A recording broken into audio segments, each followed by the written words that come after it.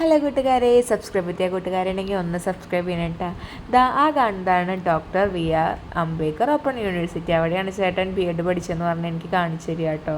അങ്ങനെ ഞങ്ങൾ പോയിക്കൊണ്ടിരിക്കുന്നത് എങ്ങോട്ടാണെന്ന് അറിയോ? കേബിൾ ബ്രിഡ്ജ് കാണാനാണ്. അപ്പോൾ ഞാൻ ആദ്യമായിട്ടാണ് ഇവിടെ ഹൈദരാബാദ് വന്നിട്ട് കേബിൾ ബ്രിഡ്ജ് കാണാൻ പോണത്.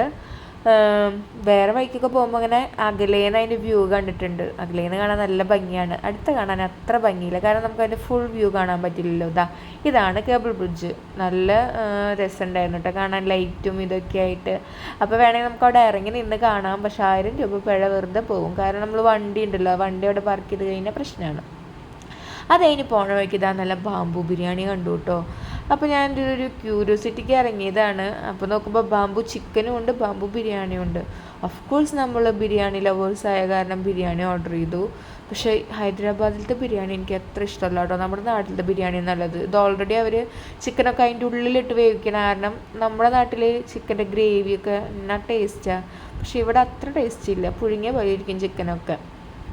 പിന്നെ റൈസ് ആണെങ്കിലും വലിയ റൈസ്, അതിനകത്ത് ഫ്ലേവറൊന്നും ഉണ്ടാവില്ല. ഫ്ലേവറല്ല, നമ്മൾ ഓണിയനൊക്കെ ഇടില്ലേ, അതൊന്നും ഇതിനകത്തില്ല. അപ്പോൾ നമ്മുടെ നാട്ടിലെ ബിരിയാണിയാണ് ഏറ്റവും നല്ലത് കിട്ടുക. ഇവിടെ 1-2 പ്രാവശ്യം കഴിക്കാം, പിന്നെ അങ്ങോട്ട് കഴിക്കുമ്പോൾ മട്ടും. ഇത് ഞാൻ വന്ന സമയത്തായ കാരണം ഞാൻ ബിരിയാണി ഓർഡർ ചെയ്ത്, അല്ലെങ്കിൽ ചിക്കനായിരുന്നു ഓർഡർ ചെയ്യുള്ളൂ. അങ്ങനെ നമ്മുടെ കയ്യിലേക്ക് കിട്ടി. ഇവിടെ എപ്പോഴും ബിരിയാണിയുടെ ഒപ്പം ഒരു ഗ്രേവി കൊടുക്കും, ചിക്കൻ്റെ ഗ്രേവി. അത് എവിടെ നിന്ന് വാങ്ങിച്ചാലും കിട്ടും കേട്ടോ. അപ്പോൾ ചിക്കൻ്റെ ഗ്രേവി ഉണ്ടായിരുന്നു, പിന്നെന്താ സർലാസ് ഉണ്ടായിരുന്നു, അങ്ങനെ.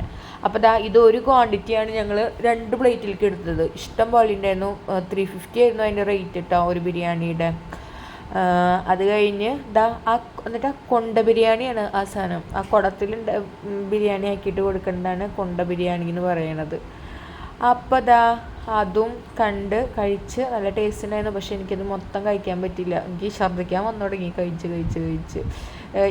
ടേസ്റ്റ് ഇതൊക്കെ ഓക്കെ ആയിരുന്നു, എന്നാലും എനിക്ക് അത്ര പിടിച്ചില്ല. അതായത് ഞങ്ങൾ പോയി ചായ കസ്തിയിൽ പോയി ചായയൊക്കെ കുടിച്ച് അടുത്ത മലൈ ബണ്ണ് വാങ്ങിച്ചു കൂട്ടാ. മലൈ ബണ്ണ് ചേട്ടൻ്റെ ഫേവറേറ്റാണ്. അതിൻ്റെ ഉള്ളിൽ പാലിൻ്റെ പാടയുണ്ടല്ലോ, അത് ഫില്ല് ചെയ്തിട്ട് ബണ്ണ് ചൂടോട് കൂടിയിട്ട് അവർ തരുന്നതാണ് ആ സംഭവം. എനിക്ക് ഓൾറെഡി ബിരിയാണി കഴിച്ച് ഛർദ്ദിക്കാൻ വന്നിരിക്കണ കാരണം ഞാൻ അത് കഴിച്ചില്ല.